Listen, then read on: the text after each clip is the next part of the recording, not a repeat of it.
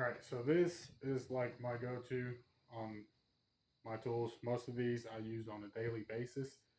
Uh, this is just my recommendation on new techs coming into the field, the go-tos, the stuff that you probably want to spend the money on right out the gate, uh, and really don't see a lot of the other videos that do this type of showcase is the paint pens. Um, Oddly enough, I use the paint pens at least once a week, and that's for doing the timing. When I do timing, I like to mark so I can actually see the timing marks better. Uh, I've done my Ford Mustang. It has the 4.0 in there. They don't have timing marks. You have to buy a timing lockdown kit. So going through with the paint marker kind of helps a little bit. So recommend if you're a new tech, get you some paint pens. You can get a pack of 11 off of Amazon for like 11 bucks. So I went with the Milwaukee. That was like $6, and then went with the different colored ones off of Amazon. So have a little bit of a variety. Uh, so the next go-to that I would say uh, is pliers. If you get you a good set of pliers, you'll never ever have to spend another penny on another set. Unfortunately, when I started out in the field, I went with the cheapest of the cheap and was replacing them at least uh, every couple months, or I was losing them because I was like, hey, for 30 bucks, I can get another pack of them. So I finally upgraded to the Nipix 3-piece, and I gotta say, I love these things already. So they'll probably be in a lot of videos that I do because you just can't talk them up enough. They're definitely worth the money. You can get I think you can get them off of Amazon for a lot cheaper than I got them off of Matco. But I wanted the green handles, and unfortunately, if I do break them, Matco said that they're going to warranty them out, but they're going to be red handled. So hopefully that doesn't happen. Another thing that is great is lighting. Getting into the field as a technician or existing tech, especially if you're a seasoned tech, you already know having great light is amazing. If you can't see it, it's kind of one of those things that's irritating, especially if you're up under a vehicle. Um, most of the time we're filling for bolts anyway, but if you're looking for oil leaks or anything, get you a little, either the headband one or the neck one. Uh, Definitely will be something that you will use every day. The scan tool. This is just a cheap pocket scanner. Something that I can keep just laying on the box. I can just grab if I have to pull codes, if I get pulled off of a job.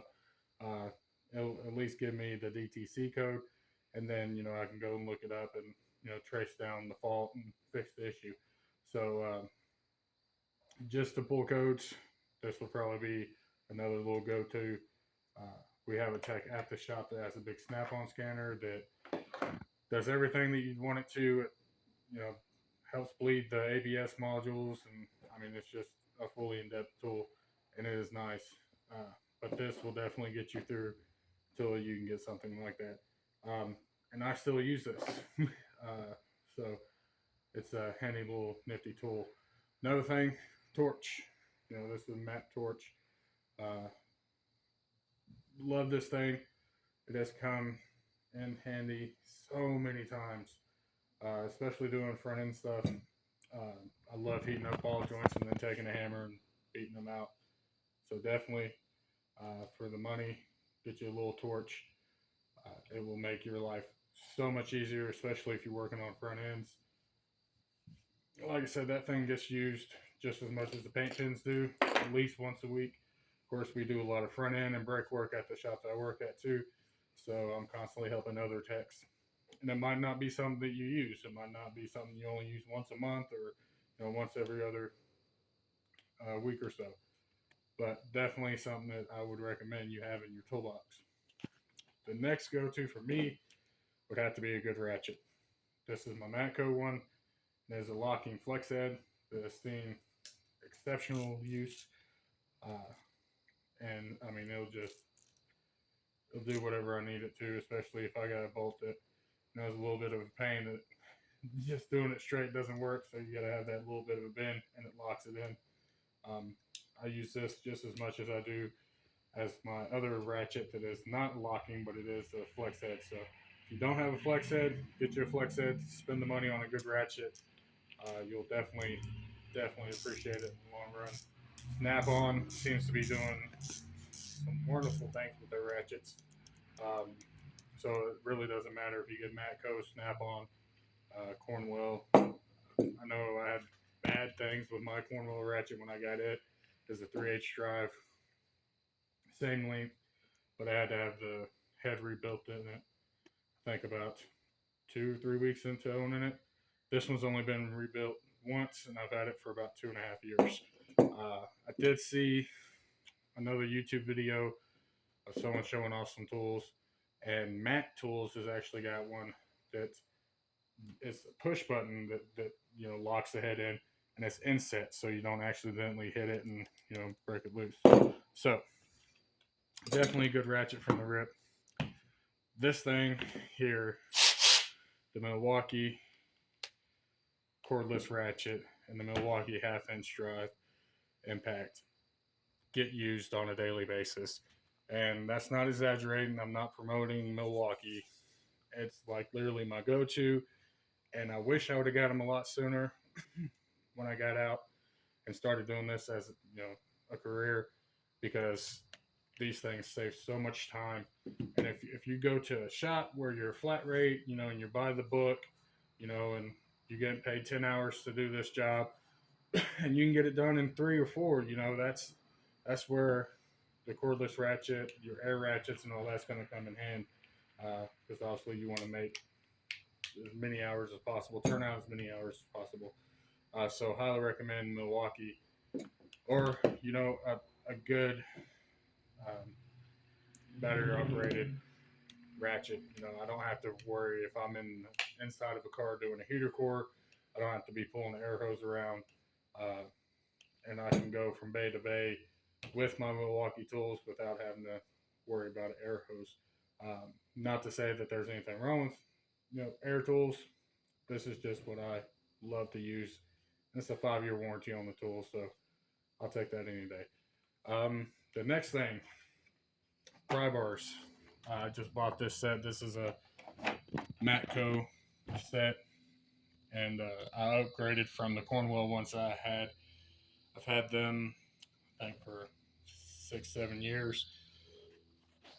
Them things get used on a daily basis. These just got purchased yesterday, so that's why they still look clean and pretty. But I promise you, my Cornwell ones have been through so much, and they're still going till this day. So they're going to be in my home box. But pry bars, that's definitely a necessity in my opinion, as a go-to tool, especially if you're doing front end stuff, or if you're going to be jumping in and pulling motors and transmissions, separating the bell housings. That's kind of a necessity for me. I do a lot of the timing, so prying off timing covers and some of the stubborn harmonic balancers that are just slide-ons, not the ones that you have to actually use the puller on. Sometimes you can get in there with a couple pry bars, pop them right out. That saves time from having to dig into the box and grab a proper tool for the job. And then last but not least,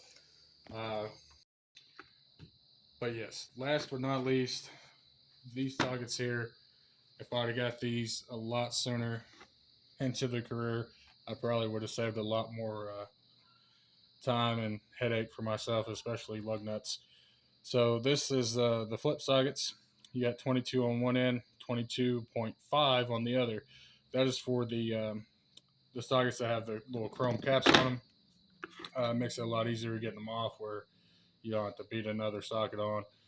This is 21 and 21.5, and then we have the 18.5 and the 19.5. This is the absolute go-to since I bought this set, and I leave it on top of the box as soon as I get into the shop. They do a lot of tires. We got 2 or 3 tire techs there, and they're constantly grabbing this set and using it. They need to buy their own, but they absolutely love it. I absolutely love them.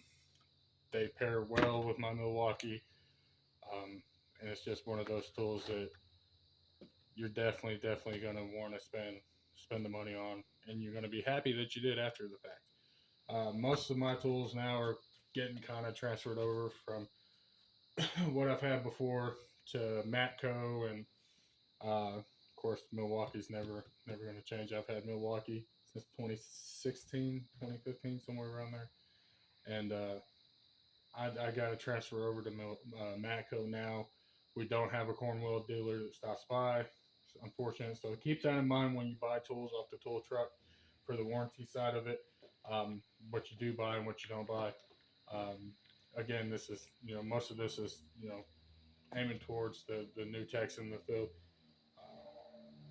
So like the Cornwell side of it, there's a lot of Cornwell stuff that I'm not going to trade in. I'm going to leave at the house in my house box and go to Matco because he comes by every week, sometimes twice a week. So that's the reason why he's getting a lot more of my business, and most of my tools that you'll see on my channel is either going to be Milwaukee or Matco, and that's the reason for it.